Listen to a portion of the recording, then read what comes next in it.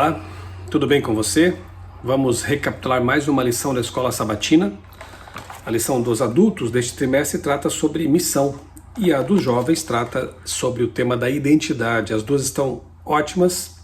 Tenho recomendado que quem puder, quem desejar, estude as duas, como eu tenho feito. E o interessante é que nesta semana, mais uma vez, embora os assuntos sejam diferentes, há um alinhamento aqui de temas, né? Enquanto a lição de adultos trata da motivação, da organização da igreja primitiva para servir a Deus, para a missão, a lição de jovens trata da organização da igreja adventista, lá no século XIX, também para a missão. Veja que interessante como esses temas realmente se complementaram nessa semana. Lição 6, eu vou abordar aqui mais detalhadamente a de adultos, e vou deixar aqui na descrição do vídeo um link para que você possa assistir a um vídeo em que eu falo sobre a organização em 1863 da Igreja Adventista do Sétimo Dia, a formalização dela como instituição e a organização da sede mundial, da Associação Geral. É um vídeo interessante, curtinho, mas você pode ter uma noção assim um pouco mais geral de como foi esse processo de organização da Igreja Adventista do Sétimo Dia lá no século XIX. Então fica aqui a indicação para você, tá bom? Na descrição do vídeo eu vou deixar aqui o link. Aproveito para pedir que você se inscreva no canal, caso não tenha feito isso ainda. Acione o sininho para receber as notificações de novos vídeos. E, se gostar dos conteúdos aqui do canal, compartilhe para que possam chegar a mais pessoas. Vamos ao estudo? O tema, então, motivação para a missão e preparo para desempenhar essa missão. O verso principal é Lucas 24, 44, que diz assim: São estas as palavras que eu lhes falei estando ainda com vocês. Era necessário que se cumprisse tudo o que está escrito a respeito de mim na lei de Moisés, nos profetas e nos salmos. É aquele texto tão bonito, eu tenho até aqui no meu canal sermões, vídeos sobre isso, né? Os discípulos de Emaús e Jesus os confortando, os reanimando para a missão, porque estavam desolados, criam que Jesus não mais voltaria da morte, estava morto, o Messias tinha morrido, e suas expectativas idealizadas tinham sido frustradas. Mas quando eles compreendem que Jesus estava vivo como as profecias tinham de fato anunciado e que eles tinham tido encontro com Jesus, eles voltam correndo para Jerusalém para contar o que lhes havia acontecido no caminho. Isso é um testemunho. Pessoas que encontram Jesus, têm esse encontro especial com Jesus, não conseguem ficar caladas, não conseguem guardar para si essa experiência.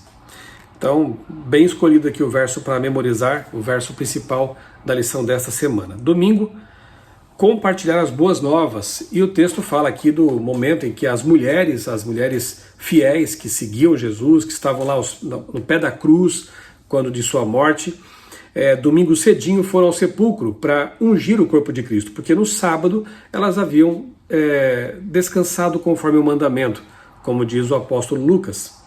Só que não precisou ungir Jesus, uma vez que ele havia ressuscitado. E ele aparece então primeiramente a Maria Madalena. É um momento muito bonito, muito especial. Essa discípula de Jesus, Maria Madalena, teve o privilégio de ser a primeira pessoa a contemplar o Cristo ressurreto, o Cristo ressuscitado. De início ela confundiu, achando que estava ali vendo o jardineiro, né, no horto, mas quando Jesus falou com ela, entendo que aquela voz era inconfundível.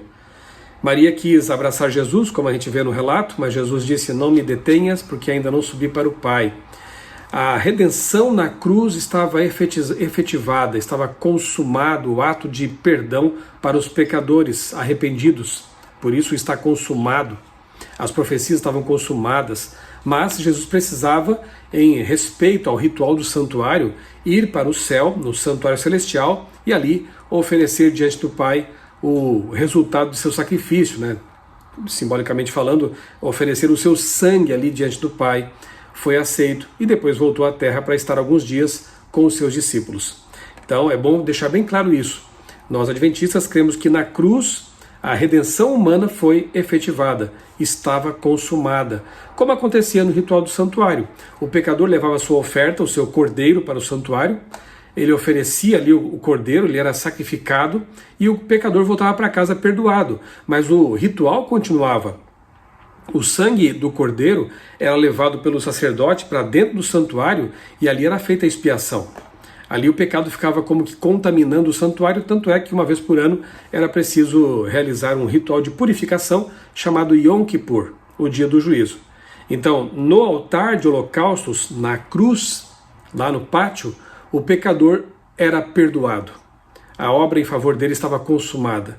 Dali para dentro, o serviço era executado pelo sacerdote, como Jesus, que ao subir ao céu, iniciar seu ritual, melhor dizendo, o seu serviço lá no santuário, ele então realiza de forma real aquilo que os cordeiros, os sacerdotes, o santuário terrestre apenas apontavam como sombra.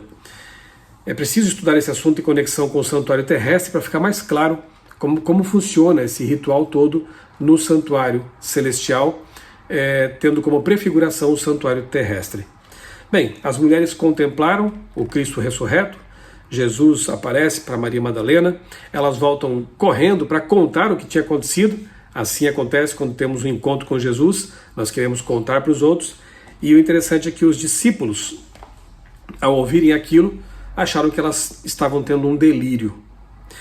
Não acreditam em suas palavras. Porém, Pedro, mesmo duvidando, eu geralmente uso essa passagem aqui para falar em palestras criacionistas, quando eu estou me dirigindo, por exemplo, a um auditório em que tem ateus, agnósticos, eu costumo dizer assim, seja como Pedro. Você pode duvidar, não é pecado duvidar.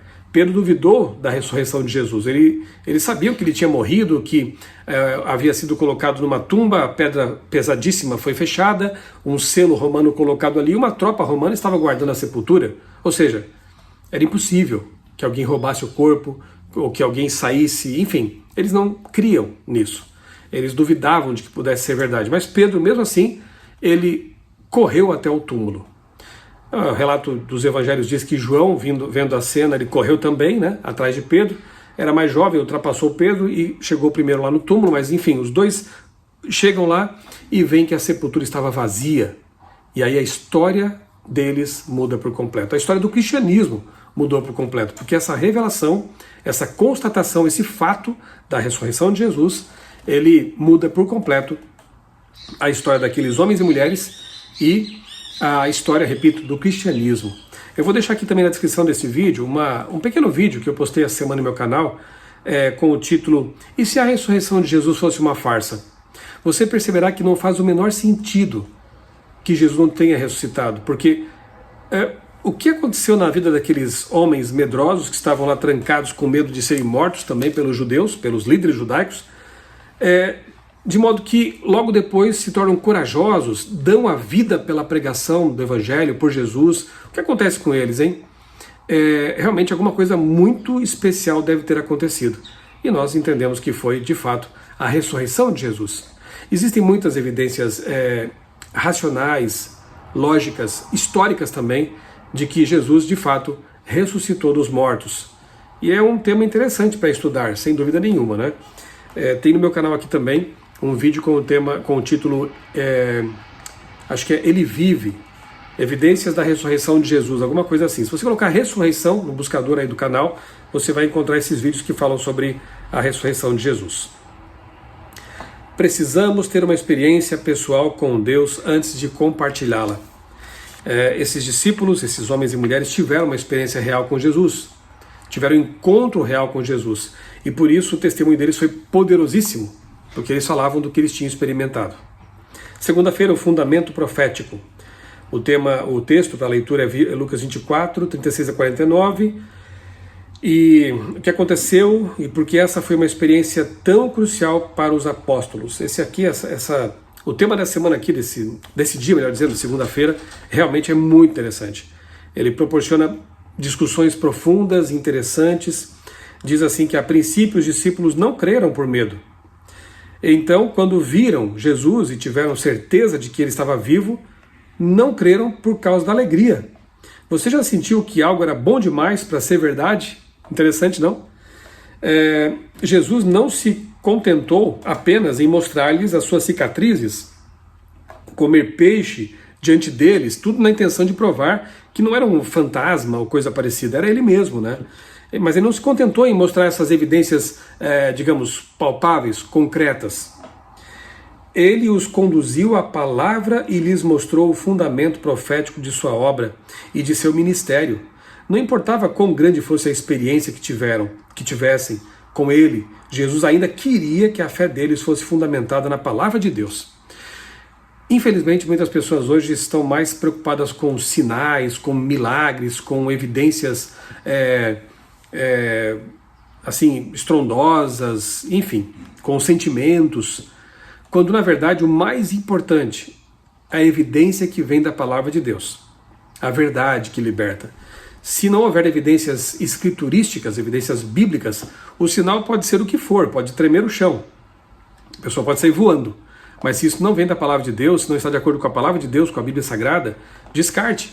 Não se esqueça de que poder sobrenatural não só Deus tem, Satanás também tem.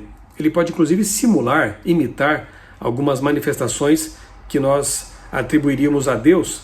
Então, cuidado com os sinais, com essas coisas aí, porque realmente podem ser enganosas e serão enganosas se não estiverem de acordo com a palavra de Deus. Era necessário que a cosmovisão deles fosse mudada de um reino político e terreno para a grande solução para o pecado e a vitória de Cristo sobre a morte. O Evangelho era muito mais do que conquistar a soberania política para Israel. Revelava a vitória de Cristo sobre Satanás e garantia que um dia a maldade seria destruída e a terra seria recriada. E Deus estaria entre o seu povo. Ele lhes abriu o entendimento para que compreendessem essas verdades que deveriam compartilhar com o mundo. Isso aqui também é bem interessante, dá para a gente discutir bastante sobre isso aqui, né? Os discípulos tinham uma cosmovisão equivocada em vários sentidos.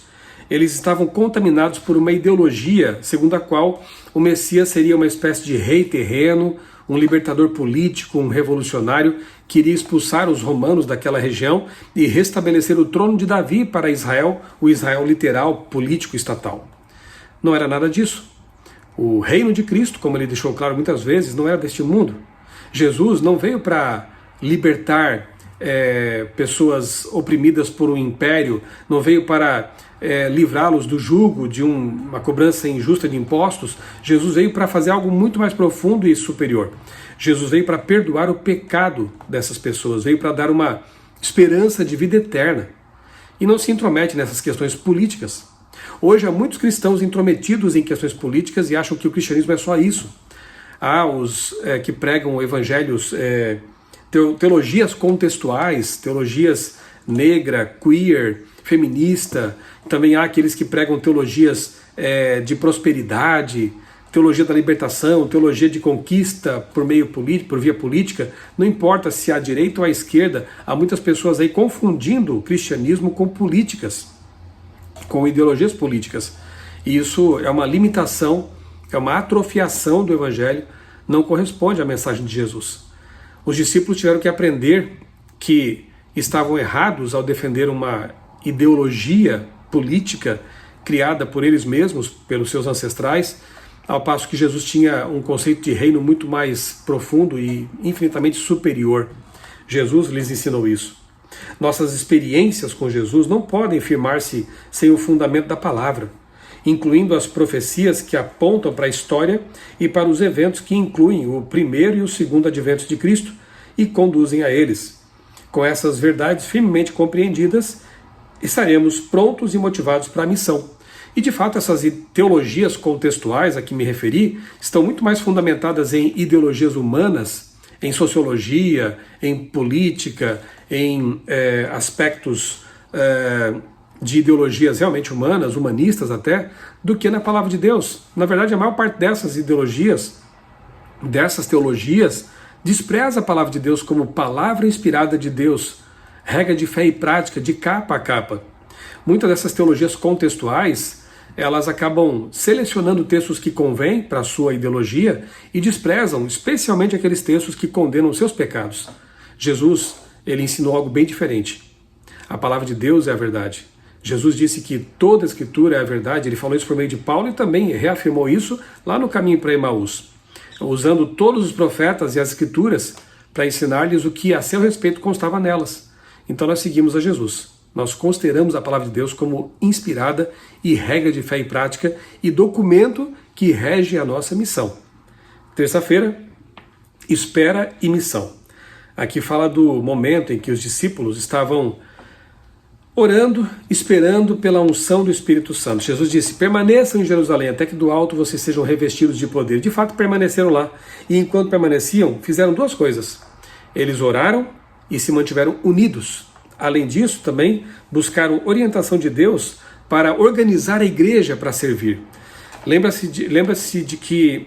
Você se lembra de que Judas era o economista do grupo, né? Era o econômico, era aquele que cuidava do caixa, era o tesoureiro do grupo. Mas Judas traiu Jesus. Judas se suicidou, abandonou a missão. Então os discípulos oraram a Deus, pediram orientação para que pudesse escolher mais um discípulo aí para ocupar o lugar de Judas. E nós sabemos pela história que foi Matias o escolhido. Então, enquanto aguardavam, enquanto oravam, enquanto mantinham a união, eles estavam ali preocupados também com as direções, com os rumos que a igreja iria tomar. Estavam se organizando e planejando o início da missão. Isso é muito bonito, né? Uma ação orientada para a missão. Então, é o mesmo que temos que fazer hoje, que a nossa igreja ore mais, busque mais orientação do Espírito Santo, poder do alto, clame pelo batismo do Espírito Santo, pela unção do Espírito Santo, se organize o quanto puder, usando os dons que Deus concedeu a cada um, buscando sabedoria para isso. Sejamos uma igreja organizada e uma igreja unida, não focada naquilo que nos diverge, né, nos separa, nas discordâncias, melhor dizendo, mas naquilo que nos une. É a tal da unidade na diversidade. Enquanto o diabo trabalha para criar dissensões, dissidências, desunião, Deus quer que nós sejamos unidos. É só você ler com atenção e com oração a oração de Jesus em João 17. Ele orou pela unidade da igreja. E é por isso que o diabo trabalha tanto para desunir a igreja, para criar grupos de dissidência, grupos que criam desunião entre o povo de Deus. Isso é uma obra satânica. Dissidência é uma obra satânica. Nós precisamos orar e trabalhar pela unidade da igreja, porque unidos somos mais fortes. E é assim que Deus quer que estejamos. Quarta-feira, a quem crucificaram? Bem, aqui é aquele evento maravilhoso, né, de Atos capítulo 2, quando os discípulos tiveram uma tremenda oportunidade missionária de levar a mensagem de Cristo a muitas nações, porque havia ali naquela reunião para Páscoa judeus de várias nacionalidades, mas que falavam línguas diferentes. Os discípulos eram pessoas humildes, simples. Não havia escola de línguas naquele tempo, as facilidades que temos hoje para conhecer um novo idioma, né, um outro idioma. E, no entanto, isso não foi uma barreira para Deus, não. Eles foram capacitados do alto, o Espírito Santo desceu sobre eles, e eles então falaram em outros idiomas. Pedro se levanta, começa a pregar, não sei em que língua Pedro pregou, talvez em hebraico, e aí os demais se levantam com Pedro e passam a traduzir a pregação de Pedro para aquelas nacionalidades ali reunidas. Cerca de 16 idiomas, se eu não me engano. E ali ficaram maravilhados porque conseguiu entender o que os discípulos estavam pregando.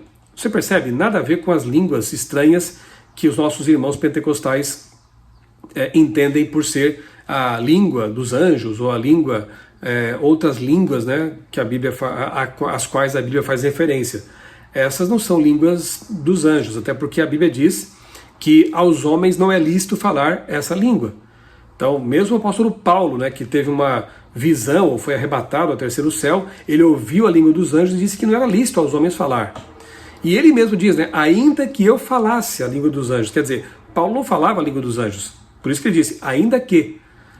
Então veja só, língua estranha na Bíblia, a palavra estranha nem é a mais adequada para ser traduzida aqui, língua estrangeira, outra língua, no contexto bíblico correto, como é o de Atos 2, é isso aí. Alguém falar uma língua que ele não conhece, ser compreendido por quem ouve num contexto de missão.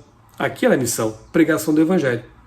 Bem, ali eles recebem o poder do alto, eles falam com poder. Pedro prega um tremendo sermão dizendo, olha, Jesus, a quem vocês crucificaram, rejeitaram, né?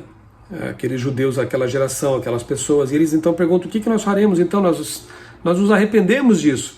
Aí Pedro responde: arrependam-se e cada um de vocês seja batizado em nome de Jesus Cristo para a remissão de seus pecados, e vocês receberão o dom do Espírito Santo. Então, mesmo para aqueles que haviam rejeitado Jesus naquele momento, ou até participado eventualmente da crucificação do Salvador, havia perdão para aqueles que se arrependessem. Nós sabemos que até soldados romanos se arrependeram, que até líderes fariseus se arrependeram e fizeram parte do povo de Deus, né, dos primeiros cristãos. Então, esses aqui também tiveram o perdão, e nós lemos aqui que 3.000 pessoas foram batizadas. Realmente um crescimento explosivo, uma vez que os primeiros discípulos ali passavam de pouco mais de 100 pessoas, entre homens e mulheres. E a igreja foi avançando, crescendo, e foi uma coisa maravilhosa. Quinta-feira, uma imagem da igreja primitiva. É aquele texto lá de Atos 2 ainda, mas de 41 a 47, que fala da união da igreja, de que eles vendiam suas propriedades e aí, com isso, faziam avançar a causa do evangelho. Isso não é uma questão normativa, obviamente, né? Não é agora que tenhamos que vender tudo também e fazer dessa forma. Depois os cristãos também tiveram certas dificuldades nesse sentido, né? Há pessoas que usam esse texto, né, para variar, de forma anacrônica e distorcida, para dizer que, olha, os primeiros cristãos eram então socialistas, comunistas. Não tem nada a ver. Se eu lembrar, vou colocar aqui também na descrição do vídeo um link para você assistir a um vídeo também em que eu explico essa questão. Tem um texto também no meu blog que fala sobre isso, né? Será que os primeiros cristãos eram socialistas, comunistas? Nada mais anacrônico, mais falso do que isso, né? Porque esses sistemas econômicos nem existiam naquele tempo, né? Eram movidos pelo amor e procuravam atender às necessidades de cada um. Isso sim é algo para ser imitado pelos cristãos de hoje. Que nós possamos estar atentos realmente às necessidades dos nossos irmãos e atender a essas necessidades. À medida que novos membros eram adicionados, eles eram discipulados de 3 maneiras. Primeiro, continuavam a ser ensinados na doutrina e na comunhão dos apóstolos. A palavra doutrina e comunhão nesse texto significam literalmente instrução e companheirismo. Esses 2 pontos são interessantes. Os cristãos participavam de um preparo contínuo, ou seja, sempre havia pregações, instrução na palavra, estudo bíblico e comunhão. Eles conviviam, eles influenciavam também e principalmente pelo exemplo. Quando as pessoas da igreja podem ver em nós verdadeiros seguidores de Jesus, isso afirma a fé delas. Isso as motiva também a fazer o mesmo. Então nós temos que ser testemunhas fora da igreja e também dentro da igreja. Possamos ser pessoas que vão influenciar os outros para a missão, para uma vida cristã verdadeira, plena, né? Uma vida em abundância. Quando outros podem ver você e a realidade de sua experiência com Cristo, isso irá impactá-los também. É isso que Deus quer na comunidade, que nós nos aqueçamos mutuamente, espiritualmente falando, que nós nos motivemos mutuamente ao conviver uns com os outros. Desafio. Pense em alguém que você gostaria que fosse um crente. Ore todos os dias para que essa pessoa tenha uma experiência pessoal com Jesus. E um desafio pessoal: quem você está discipulando e levando a um relacionamento com Jesus? Procure maneiras de trazer essa pessoa à comunhão com outros crentes. Isso dá vida ao nosso cristianismo, né? Quando temos esse senso de missão bem aguçado, esse senso de urgência e olhamos para os outros como candidatos ao reino do céu. Deus nos ajude a ser instrumentos de salvação na vida das pessoas. Vamos orar? Querido Deus, bondoso Pai, obrigado, Senhor, por mais essa lição, essas lições de jovens e de adultos que nos têm motivado para a união, para buscar uma organização que vem de Ti, buscar, Senhor, o cumprimento da missão e, quem sabe, nossa geração terminar a obra que outros começaram com tanto amor, com tanto carinho, com tanta dedicação e poder. Derrama sobre nós, sobre a Tua igreja, o Espírito Santo, o poder do Espírito, para que possamos concluir a obra que resta a ser concluída, a fim de que Jesus volte nas nuvens dos céus. Nós oramos e Te agradecemos por tudo. Em nome dEle, nosso Senhor e Salvador Jesus Cristo. Amém. Um abraço para você e que Deus abençoe grandemente a sua vida e também a sua família.